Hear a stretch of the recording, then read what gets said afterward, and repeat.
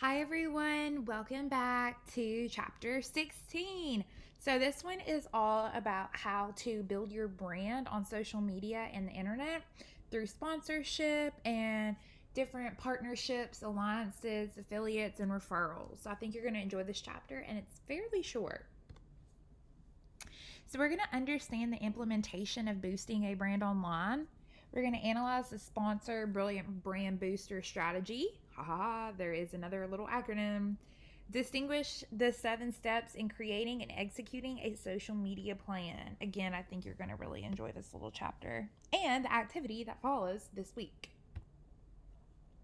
So, the Brilliant Brand Booster covers 3 various topics: adverts, which again we know is advertising, affiliates, and alliances. This chapter looks at the Brilliant Brand Booster strategy, which is a 5-step formula to reach audiences and to get individuals to engage and act, ultimately to generate leads and maximize the brand's digital marketing spending and profits. So, we're going to cover online advertising, affiliate schemes, and alliances in which the business can utilize the power of partnerships.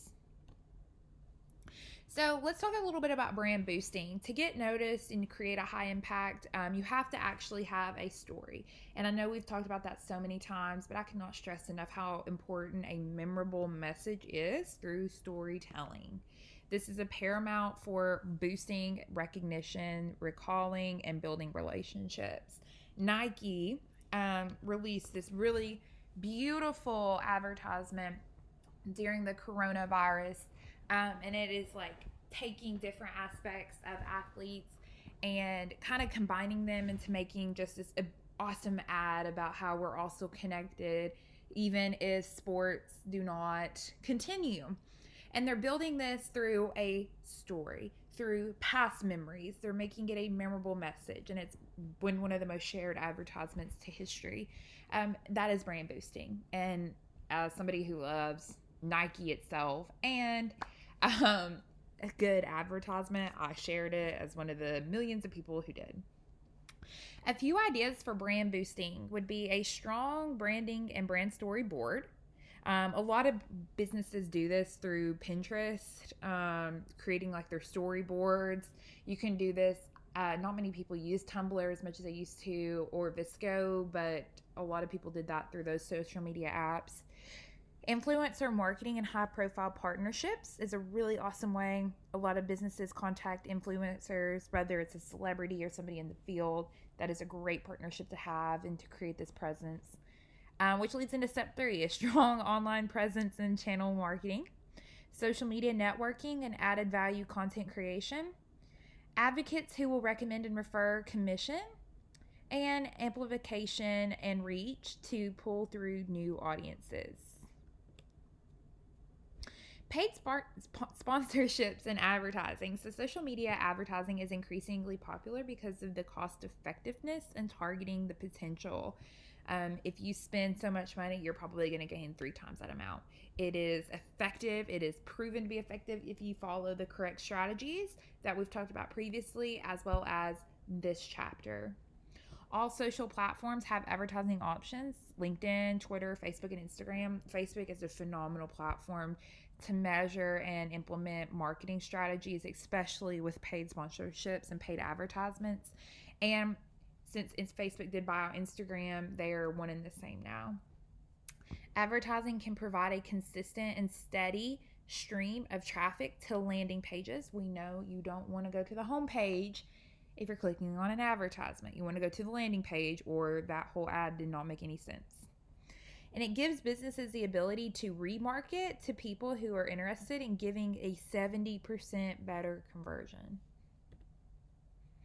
So, step 1 in the Brilliant Brand Boosters is adverts or advertisements, ads. This step explores how customers behave and why users do not buy after seeing an advertisement.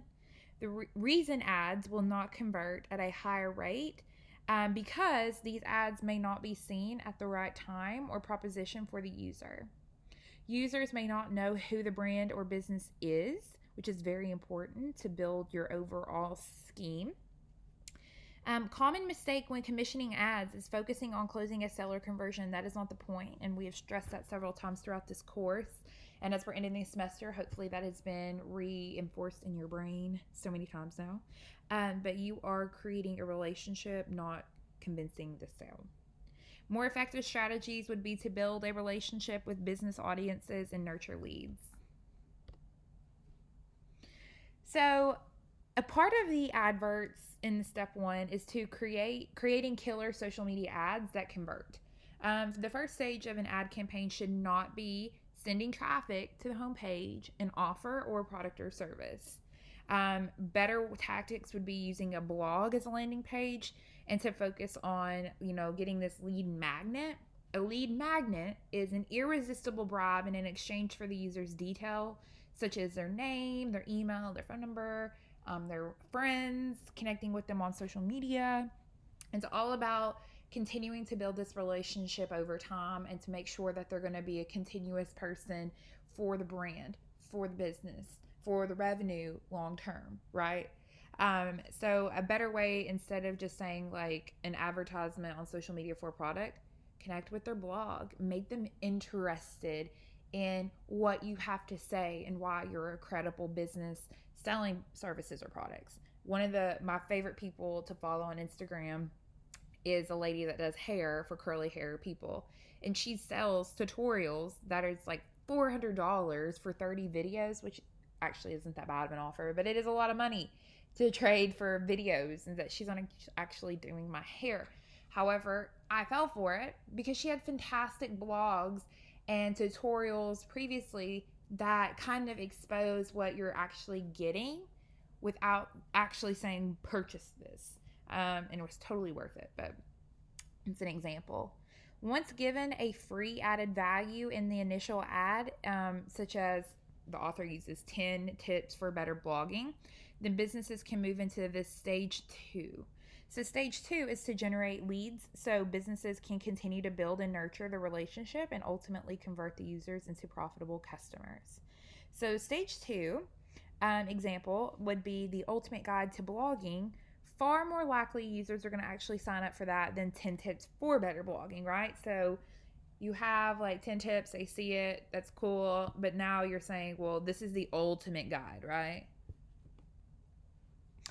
A little bit more on this would be only a third of the ad that the business would close in the sale. So once the business has warmed up to these users and established some of the brand or business recognition, then they can move into what we call stage 3. So stage 3 in this example would be online blogging for business course success course, which is a high value and a low cost item. So you're making a slight profit, but it's actually high value for the person who's needing tips on blogs. This is about 2 critical aspects of successful advertising, which is getting users over the line to become a customer and liquidating the business's advertising budget. Ads in these campaigns are not to spread out across days, weeks, or even hours. The audience can actually see these in a matter of minutes within a news feed. Imagine that the brand's ads are not just a cost, but a revenue generator, which we've said again several times this semester.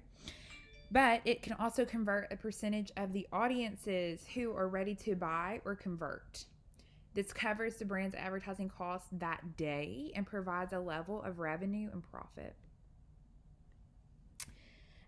For those who do not convert, the business can actually use a combination of remarketing and lead nurturing through the website and email marketing. If the brand tries to close a sale using just one ad instead of pulling the multi-step campaign that we just discussed, then sales will actually come through. But the return on investment is so low, like it's significantly lower, right? You're going to get leads, but how high is the investment and how high is that return you're getting on that investment? When businesses need to measure their ROI to encompass the true cost of the ads in business, they can use a formula, the advertising profit calculation, and it comes into full circle when you're looking at product and service costs, such as production, marketing, and fulfillment.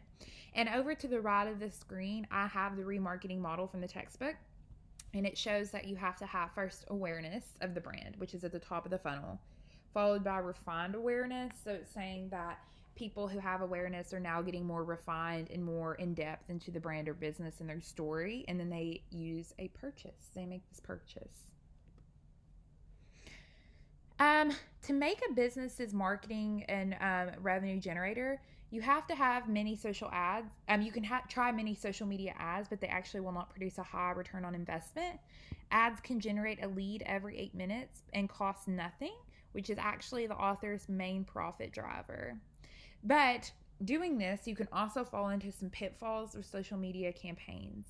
So I wanted to list a couple for you, which would be you have no defined or documented strategy. That tends to be a huge aspect of social media marketers failing.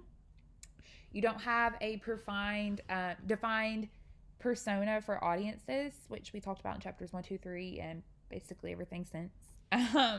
We are choosing the wrong marketing objective. There is improper targeting.